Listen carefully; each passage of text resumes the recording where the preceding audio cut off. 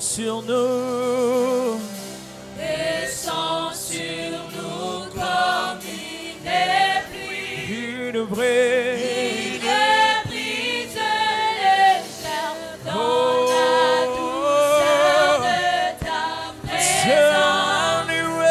Ta nuée nous entoure, ce lieu aujourd'hui, ta nuée.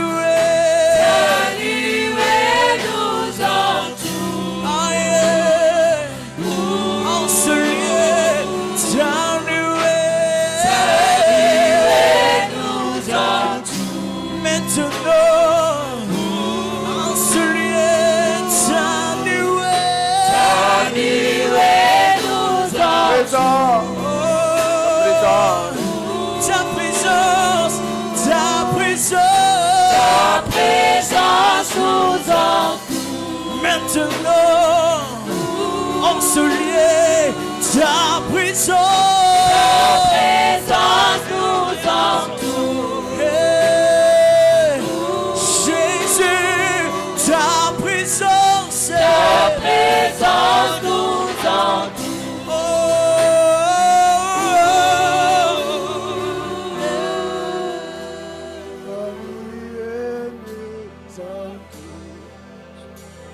Ta nuée nous entoure, ta nuée nous entoure.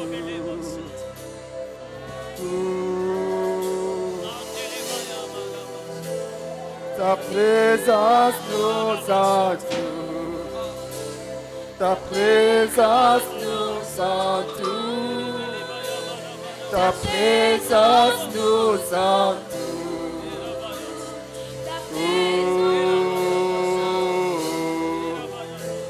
Ta présence nous entoure, ta présence nous entoure, ta présence nous entoure. Ta puissance nous entoure. Ta puissance nous entoure. Ta puissance nous entoure. Ton onction nous entoure. Hey, hey, hey, hey. nous entoure. Hey. Ton onction nous entoure. Ta gloire Gloire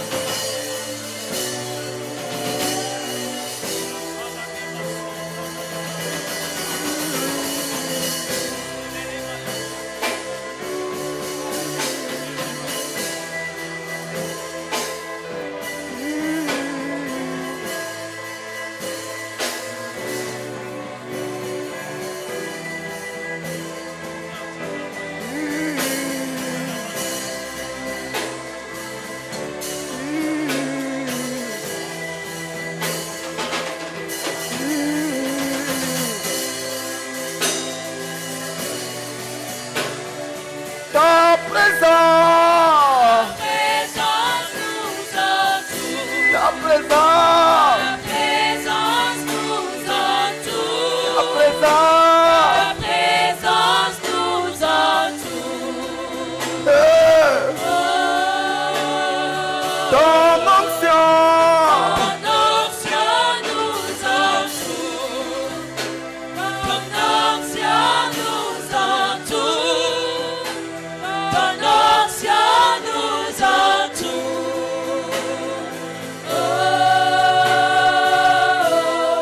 Merci Jésus. Aya. Aya. Aya. Oh. No, no, no, no, no. Oh. Oh, oh.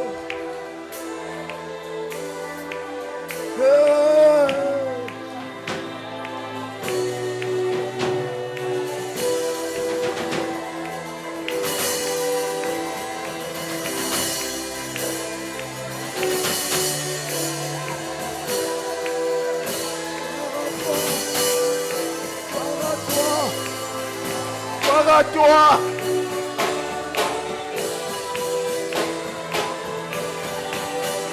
Gloire à toi.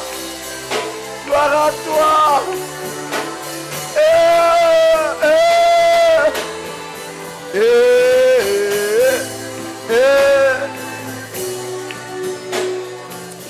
Aya Mashiach mama mama. Lekoya mama mama mama koyama. Elebekoya mama mama. Sana maya kara baba baba.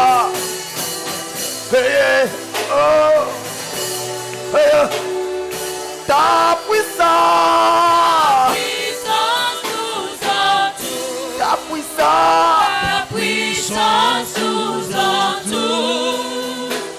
Ta puissance nous entoure. je suis debout et j'acclame Jésus. Je suis debout et je pousse des cris de joie. Béni soit ton nom, Jésus. Béni soit ton nom, Jésus. Grâce à toi, nous faisons partie de la famille de Dieu. Ton Père est notre Père. Ton Dieu est notre Dieu. Les privilèges que tu as auprès du Père, ce sont aussi nos privilèges. Nous te bénissons, Jésus. Oh, quel amour! Quel amour! Nous te bénissons ce matin. En ce second culte, nous te bénissons, Jésus. Merci, Père. Nous savons que tu nous aimes. Nous savons que nous avons du prix à tes yeux. Nous savons, même quand les choses ne marchent pas telles qu'on pensait, parce que tu nous aimes, nous croyons qu'il y a un témoignage qui se cache derrière nos pleurs, qui se cache derrière nos douleurs, qui se cache derrière nos plaintes. Nous te bénissons, notre Père. De la même manière qu'une mère ne peut abandonner son nourrisson, de la même manière aussi, toi tu ne peux nous abandonner. Nous te faisons confiance et nous croyons qu'au moment fixé par toi, nous verrons ta main, nous verrons ta gloire, nous verrons ta puissance. Nous te bénissons et nous t'acclamons encore, Jésus.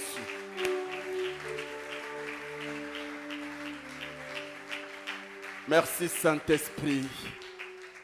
Amen. Matthieu chapitre 11. 28 à 30.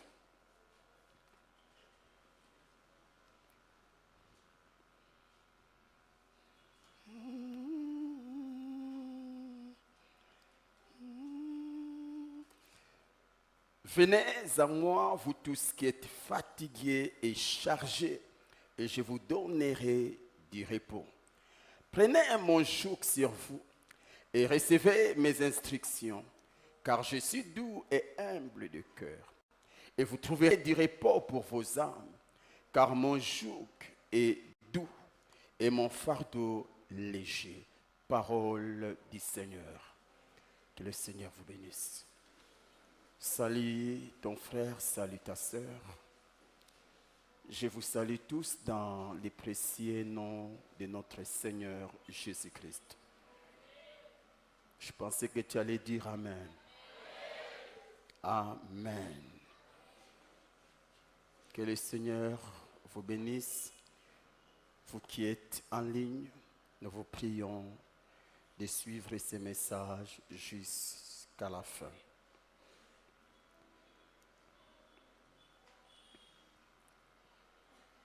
Comment porter les fardeaux de Dieu? Le dimanche, nous avons débuté un thème qu'on a intitulé « Porter les fardeaux de Dieu ». Porter les fardeaux de Dieu, nous avons dit qu'il n'y a pas que l'homme qui a des fardeaux. Dieu aussi en a. Dieu aussi a des fardeaux. Matthieu chapitre 11, 29 les confirme. La Bible dit « Prenez mon joug sur vous ». Ou encore porter mon fardeau sur vous. De la même manière que nous souhaitons ou nous prions que Dieu nous décharge de nos fardeaux, de la même manière aussi Dieu souhaite que nous les déchargeons de ces fardeaux. De la même manière aussi que nous prions Dieu afin qu'il porte nos fardeaux, nos soucis, nos problèmes. De la même manière aussi Dieu veut que nous puissions porter ces fardeaux. Et les dimanches, nous avons cité parmi les fardeaux un seul, c'est les salis des âmes. Les salis des âmes, c'est un fardeau qui pèse beaucoup dans les cœurs d'Élohim depuis que l'homme a chuté. Les fardeaux des âmes, vous connaissez l'histoire. Quand Dieu a créé l'homme, après l'avoir placé dans les jardins, Dieu va lui donner l'ordre de manger tous les arbres du jardin. Mais il va interdire à l'homme de toucher l'arbre de la connaissance du bien et du mal. Dieu l'a dit de ne pas toucher. Les jours où il touchera, eh bien, ce sont les jours que la mort viendra sur sa vie. Et après un temps, l'homme va déshonorer son Créateur. L'homme va toucher à l'interdit. Et comme conséquence, l'homme a été chassé loin de son Créateur. J'aimerais nous dire que cela n'a jamais été le plan de Dieu. Dieu ne peut créer l'homme pour qu'il vive loin de lui. C'est comme le sol. Le sol ne peut jamais donner un arbre pour que l'arbre vive loin du sol. Détacher l'arbre du sol, c'est confirmer la mort de l'arbre. Pareil aussi, détacher l'homme de son créateur, c'est confirmer la mort du créature. Et depuis ces jours-là, un fardeau, c'est né dans les cœurs de Dieu. Un grand fardeau. Et c'est quoi le fardeau? C'est restaurer l'homme dans son état initial. C'est récupérer l'homme. C'est les salis de l'homme. C'est les salis des âmes.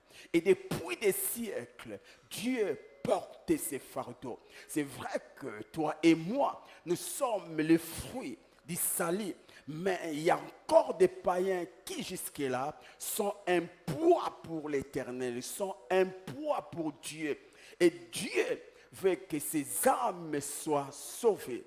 Et cela est possible que si toi et moi, nous décidons de collaborer avec lui, nous décidons de travailler avec lui, selon Romains chapitre 10, le verset 14, la Bible dit, car quiconque invoquera le nom du Seigneur sera sauvé. Et j'aime la suite. Comment donc invoqueront-ils celui en qui ils n'ont pas cru? Et comment croiront-ils en celui dont ils n'ont pas entendu parler? Et comment en entendront-ils parler s'il n'y a personne qui prêche.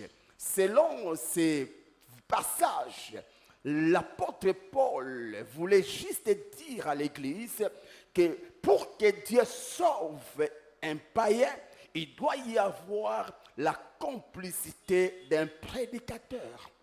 Vous voyez, pour que les païens soient sauvés, premièrement, il doit invoquer le nom du Seigneur Jésus-Christ. La Bible dit, si tu confesses de ta bouche le Seigneur Jésus, et si tu crois dans ton cœur que le Père l'a ressuscité des morts, tu seras sauvé. Donc il y a la confession. Vous voyez, tu dois déclarer dans ta bouche. Mais quelque part, l'apôtre Paul dit, comment ils vont invoquer le Seigneur s'ils ne croient pas? Il n'y a pas de confession sans la foi. Vous voyez, il faut qu'il y ait la foi. Avant de confesser, avant d'invoquer le nom de Dieu ou le nom de Jésus-Christ, il doit y avoir la participation de la foi. Mais il ajoute, comment croiront-ils si ils n'entendent pas la parole? Parce que la Bible dit, la foi vient de ce qu'on entend. Sans la parole, il n'y a pas de foi. Vous voyez? Et il va ajouter, comment entendront-ils la parole s'il n'y a pas de prédication? Vous voyez, c'est vrai, il faut entendre. Mais pour entendre, quelqu'un doit ouvrir sa bouche et prêcher. Bref, pour que Dieu sauve, il a besoin d'un prédicateur. Pour que Dieu sauve, il a besoin d'une bouche. Alléluia. Donc, le salut commence dans la bouche d'un prédicateur. S'il n'y a pas de prédicateur, il n'y a pas de salut. Dieu veut sauver. Il a les fardeaux. Mais pour que cela soit possible, il doit y avoir un prédicateur. Vous voyez? Il faut qu'un prédicateur annonce l'évangile afin que Dieu sauve. Quand tu prêches l'évangile, tu portes le fardeau de Dieu. Mes frères et sœurs, n'oublions pas que notre frère aîné, Jésus-Christ, a porté tous nos péchés afin que les hommes soient sauvés. Et avant de retourner auprès du Père, il a fait cette confession. Comme mon Père m'a envoyé, moi aussi je vous envoie. En d'autres termes, de la même manière que j'ai porté le fardeau de Dieu, de la même manière aussi, vous devez aussi porter le fardeau de Dieu. Mes frères et sœurs, l'Église est évangélique. Tout enfant de Dieu est appelé à évangéliser. Alléluia. Dites Amen. Tu n'es pas à l'église que pour écouter la parole. Tu n'es pas seulement à l'église que pour donner ton offrande ou encore louer comme on vient de le faire. Tu es à l'église aussi pour avoir la connaissance afin d'aller les communiquer aux païens. Un bon chrétien, c'est un gagneur d'âme. Tu dois prêcher l'évangile dans ta maison, là où tu vis, là où tu habites. Tu dois prêcher l'évangile dans les rues. Tu dois prêcher l'évangile dans des maisons voisines. Tu dois prêcher l'évangile dans des carrefours ou dans des arrêts de bus. Tu dois prêcher l'évangile dans des marchés. Tu dois prêcher l'évangile dans des bus, je ne sais pas moi. Partout il y a un humain, et bien c'est une chair pour présenter Jésus-Christ. Si tu ne le fais pas, le Seigneur ne sauvera personne. Si tu ne le fais pas, le Seigneur ne sauvera pas. Beaucoup de païens finiront en enfer. Non pas que Dieu ne veut pas les sauver, mais parce que l'Église ne fait plus son travail. L'Église ne fait plus son travail. L'Église ne fait plus son travail. Mon frère, ma soeur, le travail d'évangélisation n'est pas que pour les pasteurs, n'est pas que pour les gagnants d'âme. C'est un travail à nous tous. Tous nous sommes censés d'aller apporter l'évangile partout. Et c'est quoi l'évangile? C'est quoi la bonne nouvelle? En résumé, c'est Jean chapitre 3, verset 16. Qu'est-ce que la Bible dit? Car Dieu a tant aimé le monde qu'il a donné son Fils Jésus-Christ, afin que quiconque qui croit en lui ne périsse point, mais qu'il ait la vie éternelle. N'allez pas dire n'importe quoi, ou n'allez pas enseigner toute la Bible. Présente juste l'amour de Dieu. Parlez de l'amour de Dieu. Tu peux entrer dans un bus, ou tu peux juste te dire, j'aimerais vous annoncer qu'il y a un Dieu qui vous aime. Il y a un Dieu qui vous aime. Quel que soit ce qui se passe dans vos vies, laisse-moi vous dire, Dieu vous aime. L'amour qu'il a manifesté au travers de Jésus-Christ pour vous, c'est plus que même la douleur que vous avez par rapport à vos problèmes. Jésus vous aime. Tu présentes juste l'amour de Jésus dans un bus, dans un taxi, et c'est fini. Écoutez mes frères et sœurs, notre part de responsabilité, c'est de s'aimer la parole, c'est d'arroser la parole. Et la part des responsabilités du Saint-Esprit, c'est de faire croître. Toi, prêche l'amour. Et Dieu seul sait comment faire pour convaincre les cœurs. Alléluia. Ne reste plus bouche bée. Ne ferme plus ta bouche. Là où tu étudies à l'université, prêche l'évangile. Prêche l'évangile. Prêche l'évangile. Là où tu vis, prêche l'évangile. Là où tu travailles, prêche l'évangile. Fais de l'évangile ton cheval de bataille. Annonce. Là, tu seras en train de porter les fardeaux de Dieu qui a dit Amen. Si tu as compris, tu peux encore dire Amen. Comment porter les fardeaux de Dieu? Dès pour aujourd'hui, nous devons inviter dans nos cultes les païens. Nous devons inviter dans nos cultes les païens. L'expérience que j'ai témoigne qu'il y a des chrétiens aujourd'hui qui ont connu le Seigneur. Il y a des hommes aujourd'hui qui ont connu le Seigneur après être invités dans un culte. Dans un culte. C'est mon cas. Moi, je n'ai pas connu le Seigneur hors de l'église. Je n'ai pas reçu le Seigneur en dehors des 4 murs de l'église. Je l'ai reçu dans une église. J'étais invité. Et c'est par cette invitation que j'ai rencontré le Seigneur.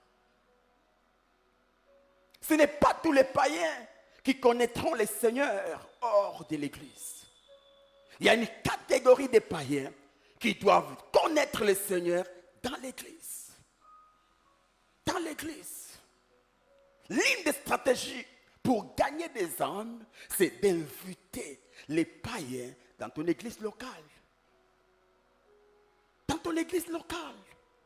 Toi, invite. Laisse le Saint-Esprit la place. C'est lui qui va convaincre. Je me rappelle, avant d'aller ces jours-là, j'ai fréquenté des églises. On m'invitait. J'entrais et je sortais. J'étais la même personne. Mais ces jours-là, c'était un message comme les autres messages. Mais je n'ai pas compris comment le Saint-Esprit m'avait saisi. Et je me suis approché devant. J'ai donné ma vie à Jésus. J'ai donné ma vie à Jésus. Et aujourd'hui, par la grâce de Dieu, je suis devant vous. Invite. Invite. Peut-être que tu n'as pas la possibilité de leur parler de Jésus. Mais tu peux même les inviter. Comme je l'ai dit au premier culte, ma sœur, Dieu t'a fait grâce. Tu as un corps qui attire les hommes. Au point même d'attirer les chégués. Ne pense pas que tu as un esprit de séduction. Sauf si tu le fais. Nanko. Parce qu'il y a des femmes qui s'habillent juste pour attirer les hommes. Là, vraiment, vous êtes des démons séducteurs. Mais si tu ne le fais pas, Nanko, voilà. Mais non. C'était n'a pas pour toi de sauver ces païens. Ces garçons-là païens qui te suivent toujours, qui t'appellent, ne l'insultez pas, ne les chassez pas. Comprends que c'est une opportunité que Dieu te donne afin de les sauver. Invite-les. Arrête. Je dis, oui, mon frère, qu'est-ce qui ne va pas? Non, non, tout ça. Ah, ok. C'est qui ton nom? Non, mon nom c'est Manchanga. Ah, Manchanga, ok. Est-ce que tu peux me permettre que je t'invite dans notre église? Et parce qu'il a besoin de toi. Qu'est-ce que Manchanga va faire? Il te dira oui. Parce que pour lui, ce n'est pas l'église, mais c'est toi. Mais c'est qu'il ne sait pas, toi, tu es en train de jouer à un jeu pour son salut. Et le jour où il viendra au culte, profite. Dis à Dieu, je te laisse la passe. Je te donne l'opportunité. À toi de faire ton travail. Convainc son cœur. Touche son cœur. Je ne l'ai pas invité pour que je me marie avec lui. Mais je l'ai invité pour que toi, tu le sauves. Tu le sauves. Regarde la beauté que tu as. Si tu avais compris que cette beauté s'est infilée pour attirer les païens à Christ. Mais tu as invité plus de 100 païens chaque année. Mais toi, tu n'en profites pas. Pourquoi? Parce que tu n'as pas compris que le corps que Dieu t'a donné, c'est un filet qui peut amener plusieurs païens à Christ. Pareil aussi pour toi, mon frère. Il y a des frères qui ont la grâce, qui sont nés beaux, Et surtout ces frères qui ont la grâce d'avoir la peau claire. D'habitude, les femmes au teint, comment on appelle ça? Teint noir, rêvent épouser les hommes au teint clair. Juste pour avoir des fils, des enfants multicolores. C'est que pas toutes les filles, mais d'habitude, vous verrez un monsieur au teint clair qui épouse, ou encore un monsieur au teint clair qui épouse une femme au teint noir. Juste pour avoir, voyez, mon frère, tu as cette grâce. Tu sens que n'importe quelle fille court derrière toi. Mais profite. Montre-lui la gentillesse. Invite-les dans ton église. Ma sœur, tu vas bien? Pour la sœur, il sait que, ce gars est tombé amoureux de moi. Mais pour toi, tu sais, mais ça, c'est une opportunité de l'inviter à Christ. Quand il arrive à Christ, tu pries, Seigneur, fais, ma sœur, grâce, qu'elle te rencontre. Qu'elle te rencontre. Et si la sœur rencontre Jésus, elle n'aura plus besoin de toi. Car Jésus, c'est plus que les hommes beaux de la terre. Voyez, qu'est-ce que tu fais de ta beauté? Qu'est-ce que tu fais de ta taille? Qu'est-ce que tu fais? Non, il faut profiter, mes sœurs, il faut profiter. Car le jour où tu seras dans un cercueil, personne ne tombera amoureux de toi, ma sœur. Ne pense pas que ce corps que Dieu t'a donné, c'est un corps éternel. Qu'est-ce que tu as fait pour avoir ce corps que tu as? Qu'est-ce que tu as fait pour avoir la beauté que tu as? Tu n'as pas jeûné, tu n'as pas prié. Est-ce que tu ne peux pas comprendre que Dieu t'a donné cette bénédiction pour faire avancer son œuvre? Pour faire avancer son œuvre. Non, ne fais pas de ton corps un instrument du péché. Au contraire, que ton corps soit un instrument du salut. Sauve les âmes. Sauve les âmes. Quand je pense à ma mère spirituelle, ma sœur, profite. Profite. Vous connaissez sa beauté. Mais c'est parti. Toi, tu as la même grâce, avoir une telle beauté. Est-ce que tu ne peux pas l'utiliser pour sauver les âmes? Cet homme marié qui court derrière toi, est-ce que tu ne peux pas l'attirer à Christ? Les combles, c'est quoi? La plupart ne sont pas spirituels. La plupart des femmes belles ne sont pas spirituelles. C'est ça le problème. Mais si elles étaient spirituelles, elles allaient profiter pour gagner des âmes à Christ. Invite. Tu dois inviter. Comment porter les fardeaux de Dieu? 3. Tu dois inviter les chrétiens qui manquent d'église d'attache ou qui sont dans des mauvaises églises. connais quelqu'un qui n'a pas d'église d'attache. C'est un bon chrétien, mais il n'a pas une église d'attache. Il n'a pas une église locale. Mais tu peux l'inviter. Car dans les plans de Dieu, tout chrétien doit avoir une église locale. Nous l'avons enseigné. La Bible dit, n'abandonnez pas vos assemblées. Vous voyez? Et c'est difficile pour un chrétien qui prie. Je peux dire quoi? Qui prie, qui fait le solo spirituel, ou encore qui prie seul dans un coin, de grandir. Parce que la maturité spirituelle, mes frères et sœurs, n'est pas seulement fonction de nos recherches. C'est aussi fonction d'être au pied d'un berger. Tu peux faire des recherches, mais peut-être ce n'est pas la nourriture propice pour toi. Vous voyez? Mais si tu es devant un berger, si tu es au pied du berger, tout vrai berger prêche ce que Dieu l'impose de prêcher. Et c'est ce qui te permettra à grandir. C'est difficile de trouver un chrétien qui vit en solo, grandir spirituellement. Et la majorité des pasteurs, des serviteurs qui sont dans l'hérésie, ce sont ces chrétiens-là qui ont fait leur ministère individuel, où ils prient seuls, ils font des recherches seuls. Ils pensent que le fait qu'ils soient chrétiens suffit pour qu'ils reçoivent la vraie nourriture. Mais s'ils étaient au pied d'un berger, ils n'allaient pas tomber dans ces pièges d'hérésie. Pour dire quoi? Nous devons inviter ces chrétiens qui n'ont pas d'église d'attache à prier là où nous prions. Dieu nous a fait grâce d'avoir une bonne église. Dieu nous a fait grâce d'avoir une bonne église. Et nous devons profiter, inviter tous ces bien-aimés qui aiment le Seigneur, mais qui n'ont pas d'église d'attache, à prier avec nous.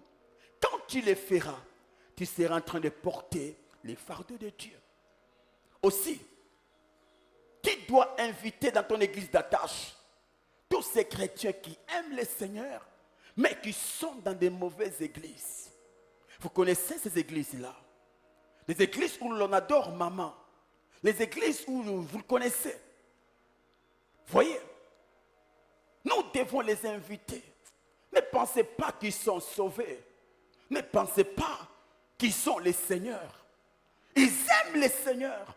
Mais là où ils sont, c'est un endroit qui ne donne pas gloire au Seigneur. Et vous savez quoi? Au moment fixé, la colère de Dieu tombera sur ces bergers-là et toutes ces brebis qui seront toujours là pour les écouter. Et nous devons faire ce travail d'aller récupérer quelques-uns. Nous devons les récupérer. Comment? Invite. Tu as un ami qui prie là-bas.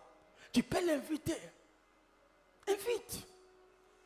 Un ami qui est témoin de Jéhovah. Invite-le. Et laisse la place au Saint-Esprit. Et au moment opportun, le Saint-Esprit les éclairera et les sauvera. Tu peux acclamer le Seigneur.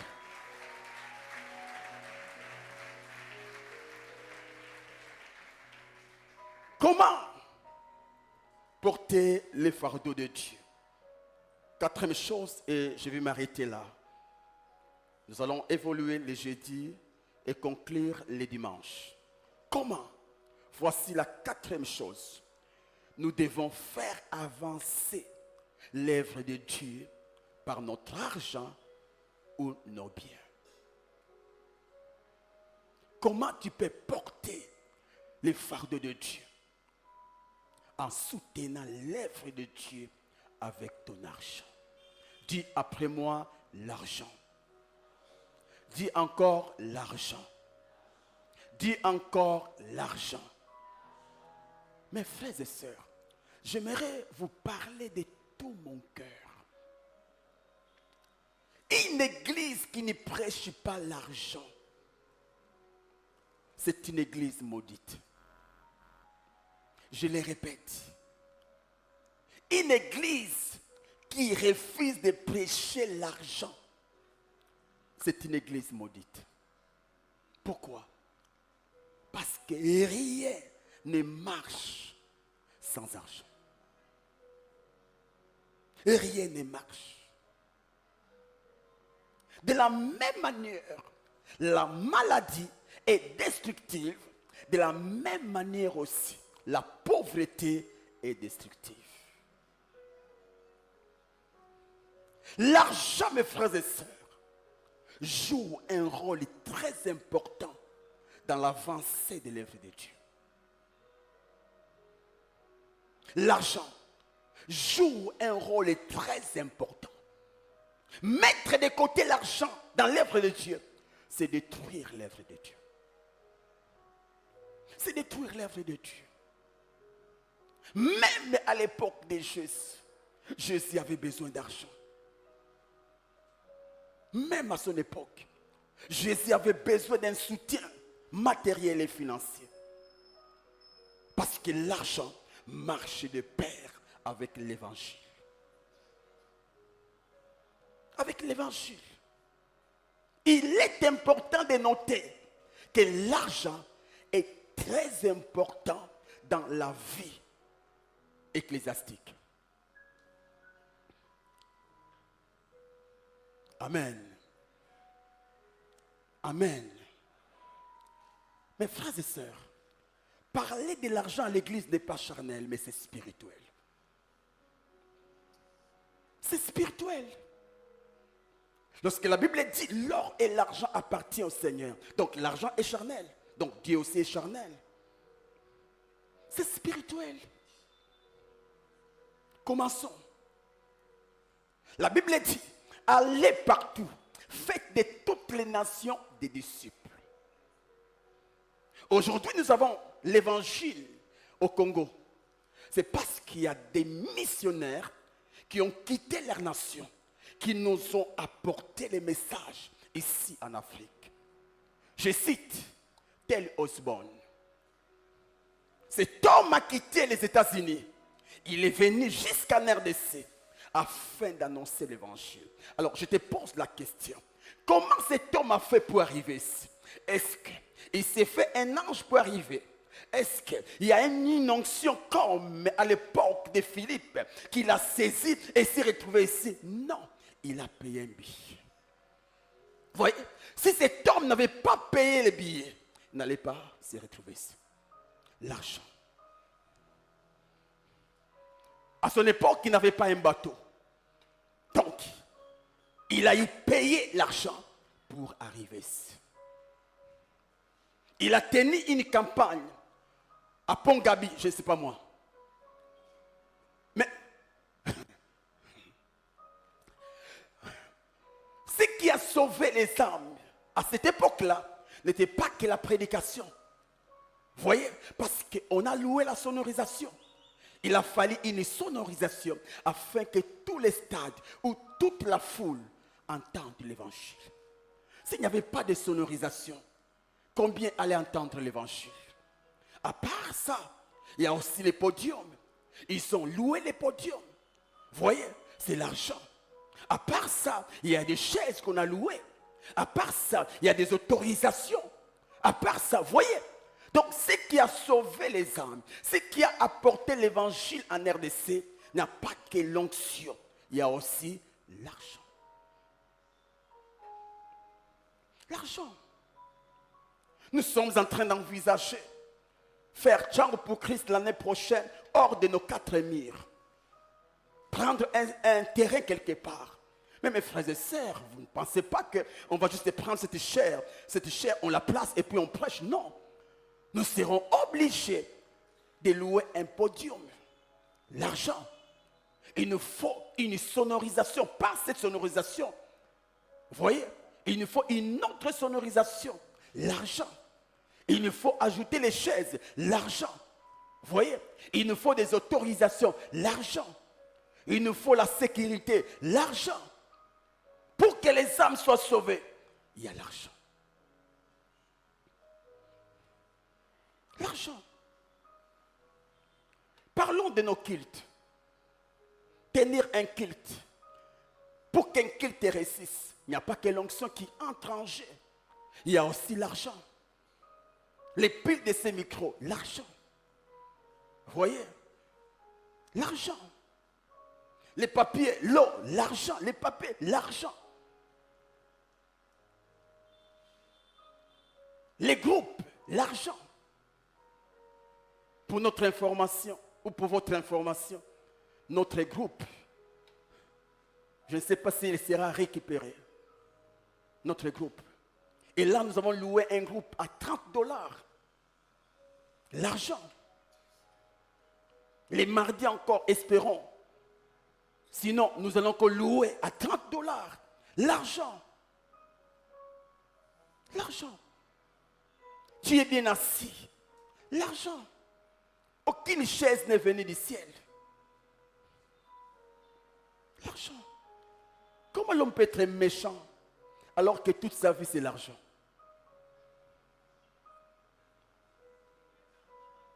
Tu es habillé en argent. Tu es habillé en argent.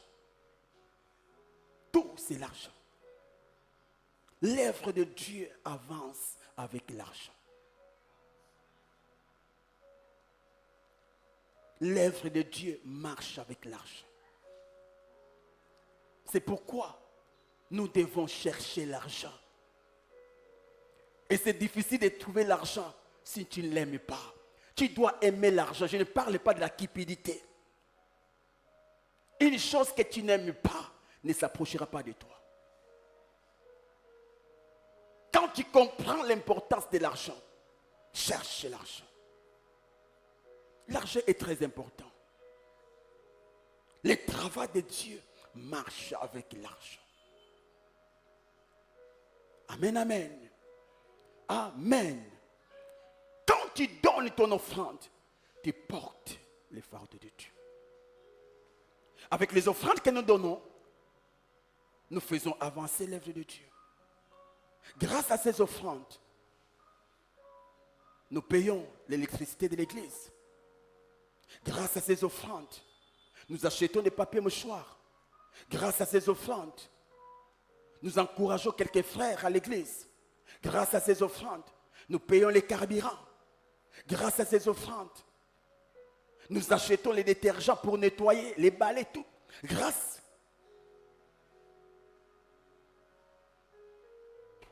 L'église n'a pas une entreprise lucrative pour avoir l'argent. Notre seule entreprise, c'est ces paniers. Si nous mettons à côté ces paniers, c'est fini. Vous viendrez un jour, vous allez trouver un cellier très sale. L'argent. Quand tu donnes ton offrande, mets dans ton cœur, mets dans ton esprit que tu es en train de faire avancer l'œuvre de Dieu. L'argent dont je nous parle ne vient pas du ciel. Car au ciel, il n'y a pas une banque monétaire. Au ciel, il n'y a pas ça. L'argent, c'est sur la terre. L'argent, c'est entre nos mains. Si nous ne décidons pas de donner, son œuvre n'avancera pas.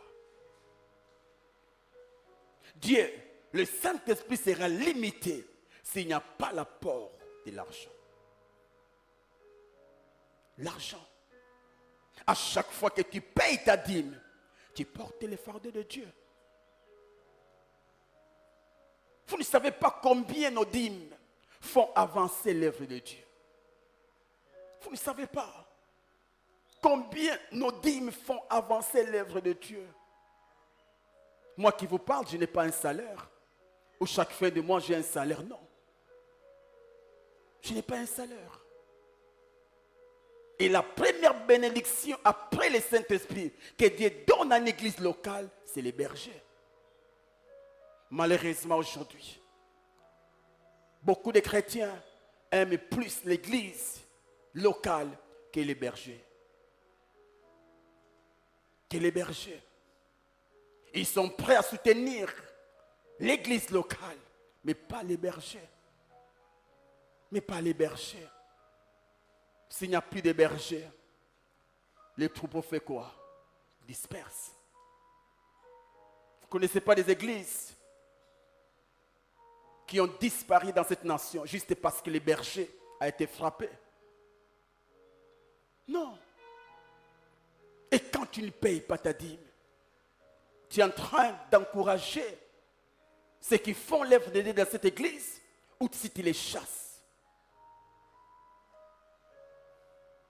Dieu ne mange pas nos dîmes, mais nos dîmes font avancer son œuvre. Font avancer son œuvre. L'argent. Quand tu soutiens les opérations que nous faisons telles que nous devons, par exemple, acheter la parcelle. Quand tu soutiens ce travail, tu es en train de porter les fardeaux de Dieu. Quand tu réponds aux appels financiers de l'Église, tu es en train de porter les fardeaux de Dieu. Et Dieu est dans la joie. Et Dieu est dans la joie. Frères et sœurs, il est important de noter que nos contributions font avancer le travail de Dieu. Imaginons qu'aujourd'hui, les bien-aimés qui soutiennent ce travail financièrement, chaque fin du mois, nous payons $700 en ces lieux. Si ces bien-aimés décident de ne plus donner l'argent, n'est-ce pas que nous serons chassés de cette église? N'est-ce pas que nous serons chassés de ces lieux? Pourquoi? Non pas qu'il n'y a pas la présence de Dieu, mais parce qu'un homme a décidé de ne pas donner l'argent. Vous êtes là, nous sommes là, nous sommes à l'aise. Pourquoi? Parce qu'il y a des hommes et des femmes qui donnent de l'air nécessaire pour qu'on soit là. L'argent.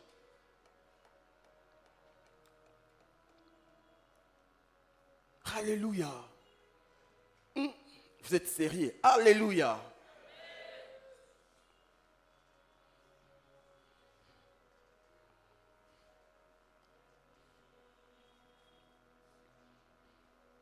Nous devons tous porter les fardeaux de Dieu. Nous devons tous soutenir l'œuvre de Dieu en donnant notre argent. Comme je l'ai dit au premier culte, on a connu un problème de groupe. Il fallait louer les groupes. Et les groupes devaient quitter limité jusqu'ici. Et moi, j'ai préparé les prédications. Il n'y avait pas moyen que je me déplace. Et qu'est-ce qu'on a fait? On a appelé un frère de l'église qui habite ici à Tchango et qui a disposé son véhicule pour aller récupérer les groupes. Il n'a pas dit, mais pasteur, je n'ai pas de carburant. Il a compris que tout ce que j'ai, c'est pour faire avancer l'œuvre de Dieu. Tout ce que Dieu te donne doit contribuer à l'avancement de l'œuvre de Dieu. Il n'y a pas que ton talent, il n'y a pas que ta beauté, il n'y a pas que, je ne sais pas moi, il y a aussi ton argent, tes biens. Tu dois les placer à la disposition de l'œuvre de Dieu. Tu es un bon peintre et tu remarques que l'église est sale. Viens nous voir, dis pasteur, donnez-moi juste les produits et moi je vais repeindre l'église. Mais le problème c'est quoi? Les gens commencent à faire des affaires. Ils mettent leur talent à l'église pour avoir l'argent. Un petit service, pasteur, l'argent. Un petit service, l'argent. C'est pourquoi beaucoup ne sont pas bénis. Beaucoup ne sont pas bénis. Cette église n'est pas une entreprise où quand tu viens travailler, on te paye. Non. As-tu déjà vu un enfant de la maison faire le travail et puis à la fin du mois, on les paye? Non. C'est les travailleurs qu'on paye parce qu'il n'est pas de la maison, mais pas l'enfant de la maison. L'église locale, c'est ta maison. C'est ta maison. C'est l'église de ton père. Et quand tu viens, ne viens pas avec l'intention d'avoir l'argent. Viens avec l'intention de faire avancer l'œuvre de Dieu. La grâce que tu as, tu dois les mettre à la disposition de l'œuvre de Dieu. C'est pourquoi je t'encourage, toi qui soutiens ce travail financièrement, à continuer à le faire. Soutiens encore. Ne garde pas tes enveloppes loyales à la maison. Ne commence pas une boutique d'enveloppes. Tu dois honorer tes engagements. Tu dois les honorer. Tu as pris l'engagement pour soutenir l'éveil matin. Ne garde pas ton engagement. Soutiens. Il y a des gens ici qui ont des engagements, ça date. Même si l'Église a oublié, l'engagement que tu as fait au Seigneur n'a pas oublié. C'est-à-dire, le Seigneur n'a pas oublié ton engagement. Pour vous, ne demandez plus à Dieu l'argent. Tant que vous n'avez pas honoré le Seigneur, vous n'aurez pas l'argent. Vous n'aurez pas l'argent. Alors ne viens pas donner ton offrande pour donner. Donne avec l'idée de faire avancer le travail de Dieu. Donne. Et je l'ai aussi dit au premier culte. Même quand tu achètes les carburants pour la voiture du pasteur, tu portes le fardeau de Dieu. Tu portes le fardeau de Dieu. De la même manière que nous prenons soin de ces 4 murs, de la même manière aussi, nous devons prendre soin de ces envoyés. Tu fais avancer. Amen, amen. Amen, amen. Mes frères et sœurs, portons les fardeaux de Dieu. Que Dieu vous bénisse. On acclame le Seigneur.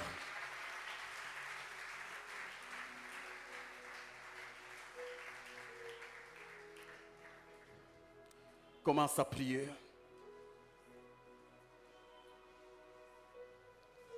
Commence à prier.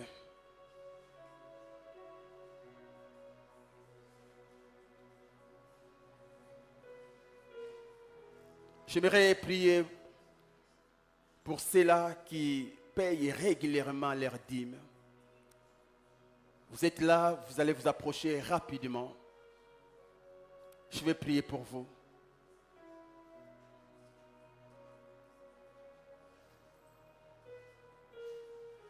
Je vais prier pour ceux-là qui prennent régulièrement leurs enveloppes loyers pour soutenir le travail de Dieu. Avancez rapidement.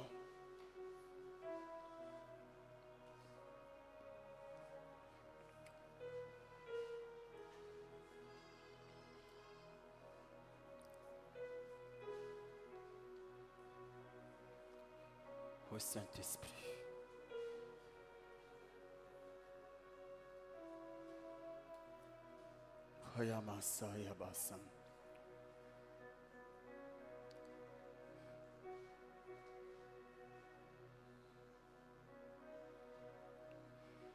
Je porte à moi les maîtres du salut. Je porte à moi celui qui ne joue jamais. Je porte à moi celui qui dit aime. Et la chose s'accomplit. Et la chose s'accomplit. Je porte à moi les maîtres du salut. Je porte à moi celui qui n'échoue jamais. Je porte à moi celui qui dit aime. Et la chose s'accomplit. Et la chose s'accomplit. Il est Vivant, vivant, vivant. Il agit en moi. Il agit en moi. Il est vivant, vivant, vivant. Il agit en moi. Il agit en moi. Seigneur Dieu Jésus-Christ, je te confie mes frères et sœurs. Donne-leur encore, Seigneur, à pouvoir payer régulièrement leurs dîmes. Donne-leur encore, Seigneur, à pouvoir payer les loyers de l'Église. Je te prie, Seigneur, par ta grande richesse, fais cela. Au nom de Jésus-Christ. Que le Seigneur Dieu Jésus-Christ vous bénisse et qu'il vous donne l'habilité de payer régulièrement vos dîmes.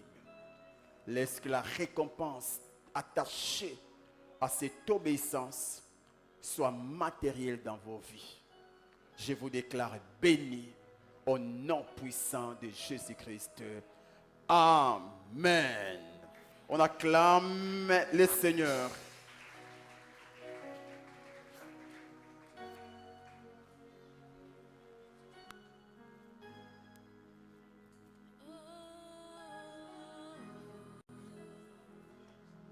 Seigneur, nous te disons merci pour la parole que nous venons d'écouter.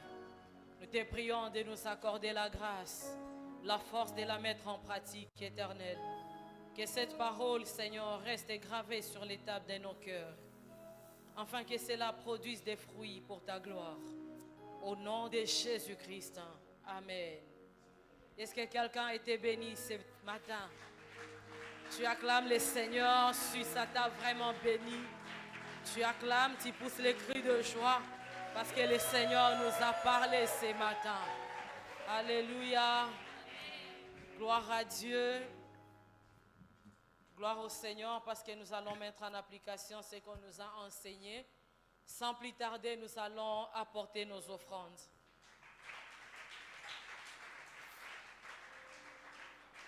Nous avons 3 services ce matin.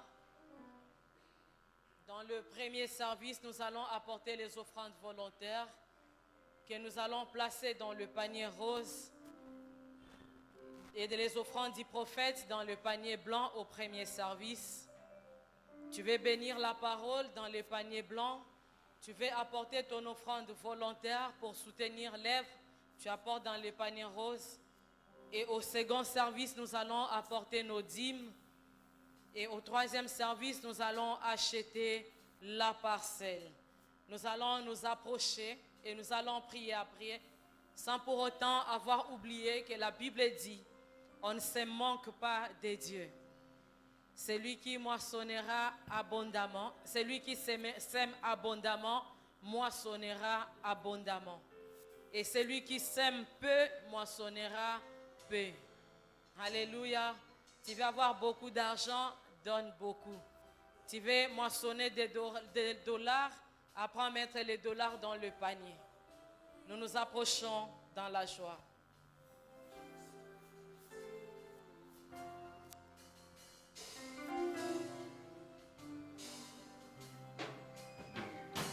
Notre Père qui es aux cieux, Tatananga Olikolo, je sais que je suis ton enfant, je ne manquerai de rien.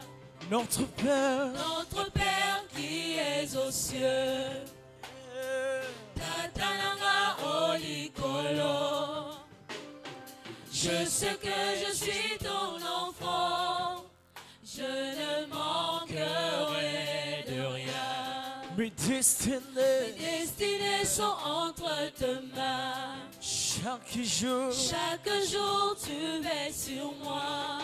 oh, Parce que je suis ton enfant, Dieu ne manquerai de rien. oh Dieu, Dieu est un papa responsable. Tu prends soin de moi, je ne manquerai de rien.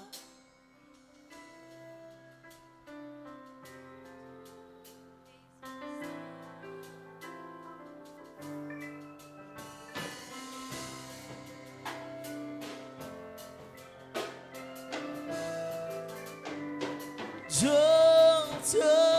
Dieu est un papa responsable. Nous allons apporter nos dîmes. Tu es prêt avec ta dîme, tu vas t'avancer. Ton action de grâce, on s'approche. Mon Dieu, Dieu est un papa responsable. il prend soin de moi. Il prend soin de moi. Je ne manquerai Je de ne rien. manquerai de Dieu, rien. Dieu, Dieu est un papa responsable. Il prend soin de moi. Il prend soin de moi. Je ne Je ne manquerai manquerai de Dieu, rien. Dieu Dieu est un papa responsable.